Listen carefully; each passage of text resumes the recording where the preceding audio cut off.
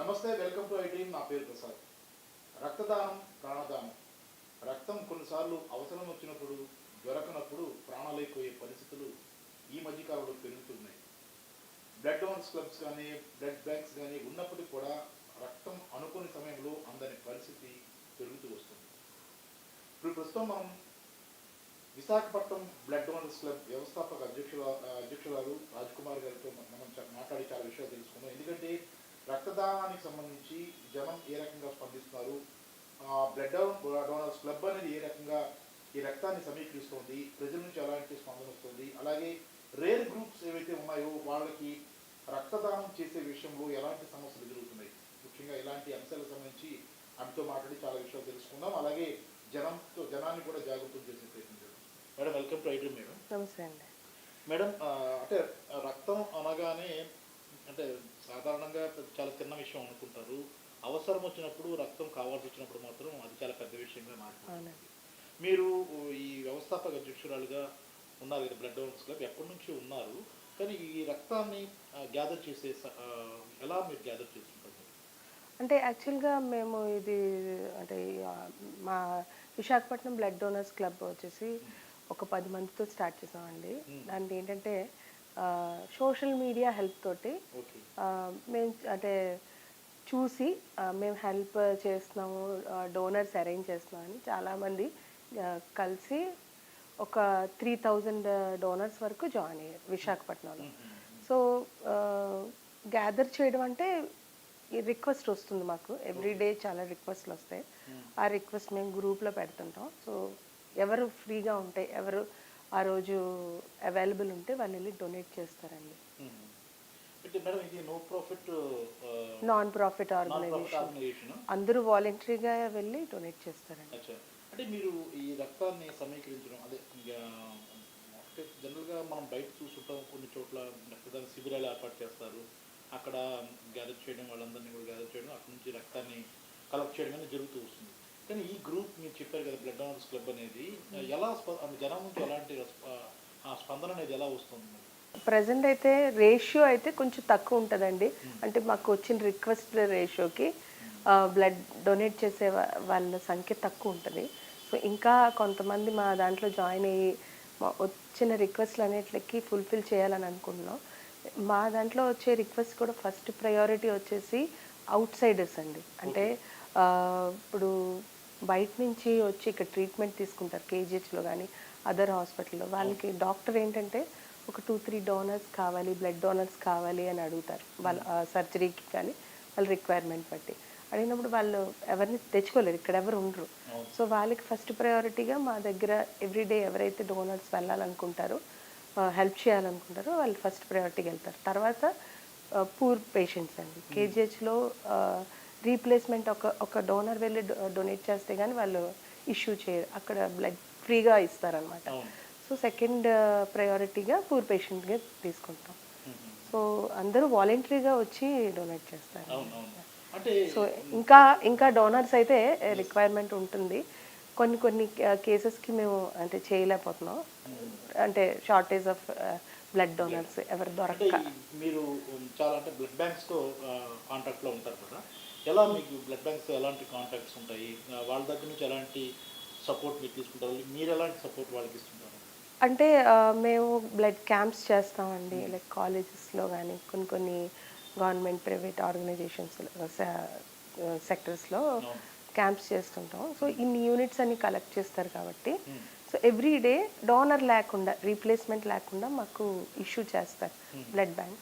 అది మేము KGH patients కానీ ఇలా నాన్ లోకలైట్స్కి హెల్ప్ చేస్తాం. ప్రతిరోజు రెడ్ క్రాస్ అండ్ రోటరీతో ప్రజెంట్ అయితే మేము 2 బ్లడ్ బ్యాంక్స్ తోటి బ్లడ్ క్యాంప్స్ చేస్తాం. సో వాళ్ళు హెల్ప్ చేస్తున్నారు. ఓకే, అంటే మనకి విశాఖపట్నం అనే కాదు మేడం, ఆంధ్రప్రదేశ్ కానీ వేరే ఎక్కడైనా ఇన్ని బ్లడ్ బ్యాంక్స్ ఉన్నప్పటికీ, ఇన్ని రకాల డోనర్స్ క్లబ్స్ ఉన్నప్పటికీ కూడా ఎందుకు రక్తం కొరత వస్తుంది? కారణం ఏంటి? చాలా కొరత అని వస్తుంది కదా, వార్తలు వస్తుంటే ఎందుకు? అవేర్నెస్ అండి. యాక్చువల్గా ఏంటంటే బ్లడ్ డొనేషన్ అన్నా లేకపోతే బ్లడ్ ఇవ్వాలన్నా చాలామంది ఎవరో ఒకరు ఇస్తారు, మనం కాకపోతే ఇంకొకరు ఇస్తారు అని దీని మీద ఉంటారు. అవేర్నెస్ లేక దాని ఇంపార్టెన్స్ ఒక్కొక్కసారి ఏంటి అవుతుందంటే బ్లడ్ షార్టేజ్తో డెత్ కేసెస్ కూడా ఉన్నాయండి. అవును అవును. ఆ, ఈ ఈ విషయంలో నేనైతే ఫస్ట్ ఎవరైతే పేషెంట్ ఉంటారో వాళ్ళ ఫ్యామిలీ నుంచి ఎవరో ఒకరు ఫస్ట్ డొనేట్ చేయాలి. అవును. కానీ ఇంకా రిక్వైర్మెంట్ ఉంటే బయట ఎవరికైనా అడిగేటట్టు ఉండాలి. బట్ అంటే బ్లడ్ ఇస్తే ఏదో అయిపోతుంది అని, తర్వాత ఫ్యామిలీ మెంబర్స్ ఇక్కడ పేషెంట్ని పట్టుకొని వస్తారు. వాళ్ళు ఏంటంటే మేము బ్లడ్ ఇస్తే తను చూసుకోవడానికి ఎవరు ఉండరు అని అవును అలా భయపడతారు. బట్ హెల్దీ పర్సన్ లైక్ మంచి హిమోగ్లోబిన్ ఉండి హెల్దీగా ఉన్న పర్సన్ బ్లడ్ ఇచ్చినా అంటే నార్మల్గానే అంటే డైలీ యాక్టివిటీస్ చేసుకోవచ్చు ఇమీడియట్గా. అంటే దానికి ఏమీ రికవరీ ఏమి ఉండదు. అవును. అంటే ముఖ్యంగా ఇంకో ప్రధానమైన సమస్య ఏంటంటే రక్తం ఎవరైతే డోనర్స్ ఉన్నారో డోనర్స్లో జెంట్స్ ఎక్కువగా వేస్తుంటారు. లేడీస్లో ఎనిమిక్ కండిషన్స్ ఉంటాయి, వాళ్ళ రక్తహీనత అనేది ఉంటూ వస్తుంటుంది. అలాంటి వారి విషయంలో మీరు ఇచ్చే సలహా ఏంటి? మ్యాక్సిమం అంటే మేము చేసే బ్లడ్ క్యాంప్స్లోని కాలేజెస్ అంటే టీనేజర్స్ ఉంటారు, వాళ్ళలో కూడా రక్తహీనత ఉంది అమ్మాయిలకి.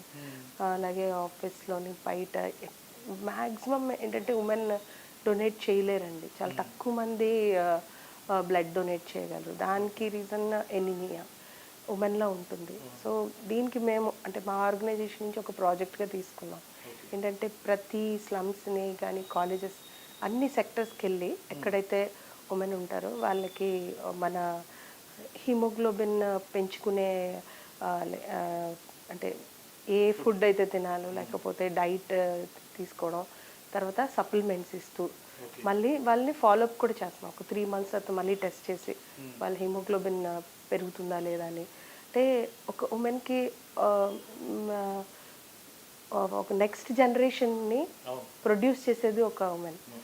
సో ఉమెన్ ఎప్పుడు చాలా హెల్తీగా ఉండాలని, సో దట్ నెక్స్ట్ జనరేషన్స్ కూడా చాలా హెల్తీగా ఉంటాయి. సో ఆ కాన్సెప్ట్లో మేము ఒక 1 year ప్రాజెక్ట్గా ఇది తీసుకున్నాం. స్లమ్స్కి వెళ్ళి అక్కడ ఎంత రక్తహీనత గురించి ఎక్స్ప్లెయిన్ చేసి ఎంత ఇంపార్టెంటో, అలాగే అమ్మాయిలు టీనేజ్ అమ్మాయిలకి టీనేజ్లో ఎంత హిమోగ్లోబిన్ చాలా సరిగ్గా ఉండాలి, సో దట్ ఫ్యూచర్లో వాళ్ళు ప్రెగ్నెంట్ అయినా పిల్లలకైనా మంచి జనరేషన్ ప్రొడ్యూస్ చేయగలరని దీంట్లో మేము అవేర్నెస్ క్రియేట్ చేస్తాం. 1 year ఇది చేస్తాం అండి స్లమ్స్. ఇంకోటి ఏంటంటే చాలా మందికి తెలియని విషయం ఏంటంటే రక్తం అవసరమైనప్పుడు ఏదైనా పెద్ద ప్రమాదం జరగచ్చు, లేదంటే ఇలాంటిది ఏదైనా డెలివరీ పరిస్థితులు అయినప్పుడు కానీ రక్తం అత్యవసరంగా ఏర్పడే పరిస్థితి ఉంటుంది. దీనిలో కొన్ని గ్రూప్స్ కూడా ఉంటాయి, మీకు ఐడియా మీకు తెలుసు. కానీ రేర్ గ్రూప్స్ అని చాలా మంది అంటారు కదా, అంటే రేర్ గ్రూప్స్ కొన్ని ఉంటాయి కదా, ఆ రేర్ గ్రూప్స్ అంటే ఏంటి? ఆ రేర్ గ్రూప్స్ సంబంధించిన వ్యక్తులకి ఒకవేళ రక్తం అవసరం ఏర్పడితే ఇప్పుడు ఎలా రెస్పాండ్ అవ్వాల్సి ఉంటుంది, ఎవరిని అడగాల్సి ఉంటుంది, ఆ రేర్ గ్రూప్స్ కోసం కొద్దిగా వివరించండి. రేర్ గ్రూప్స్ అంటే all negative groups are rare groups అండి. ఇప్పుడు A positive A negative, B negative, అలాగే ఓ నెగిటివ్, ఏబి నెగిటివ్ అన్నీ రేర్ గ్రూప్స్. చాలా అంటే మన పాపులేషన్లో చాలా తక్కువ మంది ఉంటారు. సో ఇలాంటి రేర్ గ్రూప్స్ వాళ్ళకి ఏమైనా ఎమర్జెన్సీ వచ్చినప్పుడు మళ్ళీ రేర్ గ్రూప్స్ వచ్చి హెల్ప్ చేయాల్సి వస్తుంది. అలాంటప్పుడు దొరకరు అనమాట. సో దానికి మా క్లబ్ నుంచి అయితే మేము ఏం చేస్తున్నాం అంటే రేర్ గ్రూప్స్కి ఒక గ్రూప్లా క్రియేట్ చేసి, సో మాతో కలిసి అంటే ఎవరైతే జాయిన్ అవుతారో వాళ్ళకు కూడా ఫ్యూచర్లో ఏమైనా రిక్వైర్మెంట్ ఉన్నా, వాళ్ళ ఫ్యామిలీ మెంబర్స్కి నెగిటివ్ రిక్వైర్మెంట్ ఉన్నా ఫుల్ఫిల్ అవుతుందండి. సో రేర్ గ్రూప్స్కి ఒక గ్రూప్గా ఫామ్ అయ్యి ఏ నెగిటివ్ అందరూ ఒక గ్రూప్గా ఫామ్ అయ్యి ఒకరికొకరు హెల్ప్ చేసుకుంటే బాగుంటుంది. కాబట్టి ఇమీడియట్గా రేర్ గ్రూప్స్కి డోనర్ దొరకడం కొంచెం అంటే ఎమర్జెన్సీ కేసు అయితే చాలా కష్టం అయిపోతుంది. లేదండి, ఇప్పుడు ఏ బ్లడ్ గ్రూప్ ఇప్పుడు ప్రెసెంట్ అయితే ఏ బ్లడ్ గ్రూప్ ఆ బ్లడ్ గ్రూప్కి ఏబీ నెగిటివ్ ఇస్తారండి. దానిలో కూడా కాంప్లికేషన్స్ ఉన్నాయి మేడం. అంటే ఏబీ నెగిటివ్ చాలా రేర్. ఏబీ నెగిటివ్ చాలా రేర్. అలాంటి వారి సంఖ్య కూడా ఎంత వాళ్ళు అంటే వాళ్ళు ఎలాంటి జాగ్రత్తలు తీసుకోవాలి మేడం? జనరల్గా వాళ్ళు ఏదైనా ఇన్ కేసు మీరు చెప్పినట్టు విశాఖపట్నం కాకుండా వేరే ప్రాంతంలో యాక్సిడెంట్ అవ్వచ్చు, మరి ఇమీడియట్గా వచ్చి ఏబీ నెగిటివ్ అనగానే ఆ గ్రూప్ ఎక్కడ దొరకదు, వాళ్ళ సంఖ్య కూడా తక్కువ అని మీరు చెప్తున్నారు. కాబట్టి అలాంటి వాళ్ళు ఎలా అలర్ట్ అవ్వాలి, ఎలా ఆ రక్తాన్ని సేకరించాలంటే ఏం చేయాలి? అంటే మేమైతే అంటే నెగిటివ్ బ్లడ్ డోనర్స్ రికార్డ్స్ అయితే మెయింటైన్ చేస్తామండి. మా వరకు వస్తే మాత్రం మ్యాక్సిమం అంటే 95% వరకు ఏబీ నెగిటివ్ కానీ నెగిటివ్ గ్రూప్స్కి హెల్ప్ చేస్తాం. ఓకే. బట్ సపోజ్ ఒక కొత్త పర్సన్కి అంటే అది నెగిటివ్ బ్లడ్ డోనర్ కావాలి అన్నప్పుడు ఇది మళ్ళీ ఏంటంటే సొసైటీలో అవేర్నెస్ అండి. ఇలా గ్రూప్స్లో అంటే బ్లడ్ గ్రూప్స్లో చాలామంది ఏంటంటే బ్లడ్ డొనేషన్ గురించి మాట్లాడినా, ఆ తర్వాత బ్లడ్ కావాలని మాట్లాడినా అది పెద్ద చాలా సింపుల్గా తీసుకుంటారు. బట్ నేమేమంటాం అంటే మేము బ్లడ్ డోనర్స్ అన్నాం, మేము లైఫ్ సేవర్స్ అంటాం. Blood donors are life savers. So అది ఎంత ఇంపార్టెంటో ఆ పర్సన్కి ప్రాబ్లం వచ్చినప్పుడే తెలుస్తుంది. సో నా రిక్వెస్ట్ ఏంటంటే సొసైటీలో మామూలుగా నెగిటివ్ బ్లడ్ డోనర్స్ అంతా ఒక గ్రూప్గా ఫామ్ అవుతాం. సో అలాంటి గ్రూప్స్లో యాడ్ అవుతూ మీరు హెల్ప్ తీసుకొని అవతల వాళ్ళకి కూడా మీ ద్వారా హెల్ప్ తీసుకుంటే ఒక పర్సన్ బ్లడ్ డొనేట్ చేస్తే అందులో కాంపోనెంట్స్ 3 లైఫ్ సేవ్ అవుతుందండి. మేడం, ఫైనల్గా చెప్పండి, ఇప్పుడు రక్తం అనేది చాలా కీలకం అవుతుంది. మీరు చెప్పినట్టు వినడానికి చాలా సున్నితంగా ఉంటుంది, కానీ అవసరం వచ్చినప్పుడు మన కుటుంబానికో మన వ్యక్తులకో అవసరం వచ్చినప్పుడు అది దొరక్క ప్రాణాలు పోయిన సందర్భాలు ఉన్నాయి. దానికోసం పడిగాపులు కాసి రకరకాల ఎక్కడ దొరుకుతుందో అని వెతికే పరిస్థితులు కూడా ఉన్నాయి. ఈ పరిస్థితుల్లో మీకు కన్సల్ట్ చేయాలంటే Visakhapatnam blood donors club contact అవ్వాలంటే మీరు ఏమైనా అడ్రస్ కానీ లేదంటే చెప్తారా? నా నంబరేనండి. మ్యాక్సిమం నాకు అంతా కాల్స్లోనే వస్తుంది. అంటే ఇప్పుడు ఇది బ్లడ్ కాబట్టి ఇట్స్ ఎమర్జెన్సీ. సో మెసేజ్ ఇవన్నీ అంటే అది పెద్ద లాంగ్ అయిపోవచ్చు. సో నా కాంటాక్ట్ నెంబర్ 9010537255 అండి. ఎప్పుడైనా కాల్ చేయొచ్చు. ఎప్పుడు కాల్ చేసినా నెగిటివ్ కానీ పాజిటివ్స్ కానీ లైవ్ డోనర్స్ ఎవరికైనా హెల్ప్ చేస్తాం, అరేంజ్ చేస్తాం. ఇది అండ్ ఇదేంటంటే ఇది నా ఒక్కదాన్ని ఇది కాదండి, ఇట్స్ అ టీమ్ వర్క్. అందరూ కలిపి బ్లడ్ ముందుకు వచ్చి వాలంటరీగా డోనర్స్ ఇవ్వడం వలన మేము ఇంకొకరి ప్రాణం సేవ్ చేయగలుగుతున్నాను. నా ఒక్క పర్సన్తో 3000 డోనర్స్ ఉన్నారండి వైజాగ్లో. ఇనీషియల్గా వైజాగ్ వరకు చేసేవాళ్ళం. తర్వాత ఇక్కడ వాళ్ళు మాకు రిక్వెస్ట్ హైదరాబాద్ అవన్నీ విజయవాడ రిక్వెస్ట్ అయినా చేస్తున్నారు, అడుగుతున్నారు, అరే వస్తున్నప్పుడు అక్కడ ఎవరైతే మాలాంటి ఆర్గనైజేషన్స్ ఉంటాయో వాళ్ళని పట్టుకొని మేము అక్కడ అరేంజ్ చేస్తాం. హైదరాబాద్ అయితే ఇక్కడికంటే ఫాస్ట్గా డోనర్ని అరేంజ్ చేయగలుగుతున్నాము. ఎక్కువ మంది ఉన్నారు అక్కడ. సో అలాగైతే ఒక 10,000 మంది ఉంటారండి AP and Telangana. Thank you very much madam. Thank you అండి. Thank you. ఇది విన్నాం కదా, చాలా కీలకమైన విషయాన్ని ఈరోజు మనం మాట్లాడాం. ఎందుకంటే రక్తదానం అనేటప్పటికి చిన్న విషయం అయితే కాదు. ఈ రక్తదానం కోసం విశాఖపట్నం బ్లడ్ డోనర్స్ క్లబ్ అనేది పనిచేస్తుంది. దీనికి సంబంధించి ఇప్పటి వరకు 3,000 మంది డోనర్స్ ఉన్నారు, రక్తదాతలు. వారు ప్రాణదాతలుగానే మనం చెప్పాల్సి ఉంటుంది. దీనికి సంబంధించి ప్రస్తుతం రాజ్కుమార్ గారితో మాట్లాడడం, ఆమె వ్యవస్థాపక అధ్యక్షురాలిగా ఉన్నారు. అసలు ఈ డోనర్స్ క్లబ్ ఏర్పాటుకి అవడే కారణం అప్పటి నుంచి ఇప్పటి వరకు ఎన్నో ప్రాణాలను కాపాడారు. ఎంతోమంది రక్తదానం చేయడం ద్వారా వారి ప్రాణాలను నింపారు.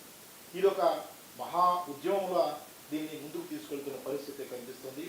మీకు కూడా అంటే ఆమె ఒక ఫోన్ నెంబర్ను కూడా మనం ఖచ్చితంగా ప్రకటిద్దాం. ఎందుకంటే విశాఖపట్నానికి సంబంధించి ఎవరికైనా రక్తం కావాల్సి వచ్చినప్పుడు ఆమె కాల్ చేస్తే ఖచ్చితంగా ఆమె నుంచి సహాయం ఉంటుంది. ఐ డ్రీమ్ ప్రేక్షకులకు అందరికీ కూడా ఇది ఒక మంచి సమాచారాన్ని ఇస్తున్నాం. అలాగే రక్తదానం చేసేవాళ్ళ సంఖ్య కూడా పెరగాలి.